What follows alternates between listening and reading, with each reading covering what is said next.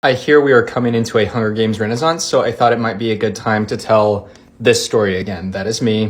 That is Liam Hemsworth. So when I was a freshman in high school, the Hunger Games was being filmed in North Carolina, which is where I'm from. There was a massive open casting call for extras for District 12 that were like high school age, and I went and stood in line at a mall, and I was actually plucked out of line because I think I looked so malnourished. They were like, this is a District 12er for sure. So they take my information. A couple of weeks later, I find out they want me to be in the reaping scenes, and then after that, I go in for a fitting for the costume, and we all actually had to have our hair cut by the people working on the movie. You also have to remember at this point, no one was calling it the Hunger Games. Everyone was calling it Project Artemis. It was top secret. When they actually bussed us to the set, it was in a bus where all the windows had been like blacked out. Don't get me wrong, we all pretty much knew what it was. There were all these rumors that the Hunger Games was being filmed, and then when we actually got to set, everything was like branded with the Capitol seal, and so we got to see all of that stuff really early. You were also forbidden to take photos of anything, and if they caught anyone doing that, you were out. However, we like to live on the edge, so here are a couple of behind the scenes photos.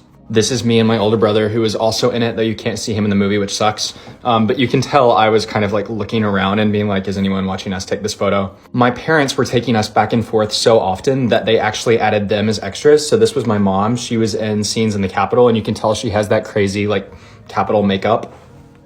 And you had to be a specific height to fit in the Peacekeeper uniform, which my dad happened to be. I know this photo looks like it was taken on a potato, but this is my dad in the Peacekeeper uniform from the first movie.